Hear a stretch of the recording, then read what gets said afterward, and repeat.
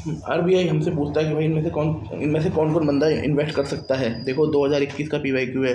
एक उसने insurance company बोला, एक इसने बोला पेंशन फंड, अमेरिका का पेंशन फंड है 401 के, वो इन्वेस्ट कर सकता है। एक उसने बोला रिटेल इन्वेस्टर, हाँ भाई ये तीनों कर सकते हैं। 2021 में आरबीआई रिटेल इन्वेस्टर के बारे में पूछ चुका है। फिर आरबीआई ने पूछा महंगाई तो बैंक क्या करेगा। उसने बोला कि बैंक सेल कर देगा। जब बैंक सेल कर देगा तो उसके पास ज़्यादा, जब बैंक सेल कर देगा, बोला बैंक बाय कर लेगा गवर्नमेंट सिक्योरिटी को। जब बैंक बाय कर देगा तो उनके पास ज़्यादा पैसा हो जाएगा।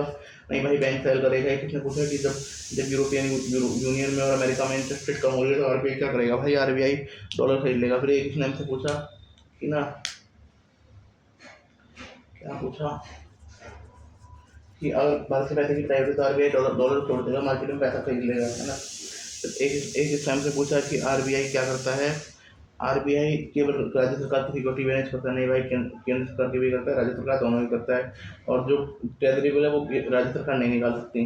फिर जो जो तुम्हारा ट्रेजरी बिल है वो डिस्काउंट रेट पर रिलीज होता है। तो इसने गवर्नमेंट के नेगोशिएटेड डील सिस्टम के बारे में पूछा। ये एक ऐसा सिस्टम है जिसमें ये सेकेंडरी मार्केट की तरह कार्य करता है, जिसमें रिटेल इन्वेस्टर अपनी गवर्नमेंट सिक्योरिटीज को ट्रांसफर कर सकते हैं या बेच सकते हैं। फिर जो रिटेल इन्वेस्टर है ये डीमेट अकाउंट के थ्रू गवर्नमेंट सिक्योरिटीज खरीद सकते हैं डीमेट अकाउंट के थ्रू गवर्नमेंट सिक्योरिटीज और कॉर्पोरेट बॉन्ड।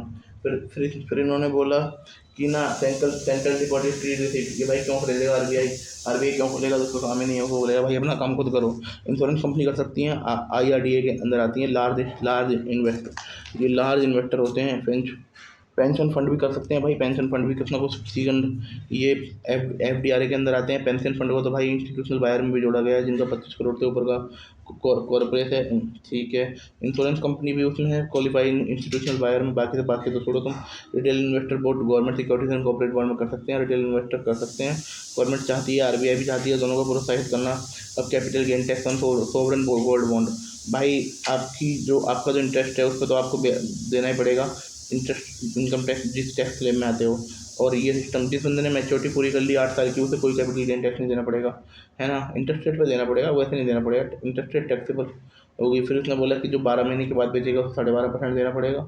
और जो तुम्हारा 12 महीने से पहले बेचेगा, जिस इंटरेस्ट रेट स्लैब में आते हो आपको वो देना पड़ेगा capital gain tax.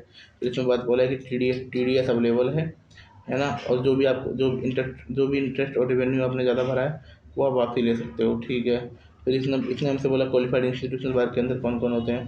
Schedule commercial bank होते हैं, प्राइमरी डीलर होते हैं, पब्लिक फाइनेंशियल इंस्टीट्यूशन होते हैं, इंश्योरेंस कंपनी होती है, म्यूचुअल फंड होते हैं, और तुम्हारा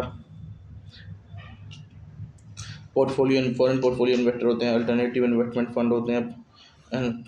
और जो पीएफ जो पेंशन फंड होंगे 25 करोड़ से ऊपर के, एनबीएफसी होंगे जो रजिस्टर होने चाहिए आरबीआई के पास 500 करोड़ से भी चाहती है 2018 के अंदर, 2018 के एक्ट के थ्रू कि इनका तो एक्ट है कि अपना इनका जो बेस है वो बढ़ाऊँ, इनकी एलिजिबिलिटी को बढ़ाऊँ, क्या कि जो प्राइवेट सेक्टर है उनके पास ज़्यादा पैसा हो, इनको आईपीओ में और डेट फाइनेंसिंग में और हर जगह थोड़ी ज़्यादा प्रेफरेंस मिलती है, क्योंकि इनके पास पैसा ज़्यादा होता है और उनके पास नॉलेज ज़्यादा होती है, ठीक है।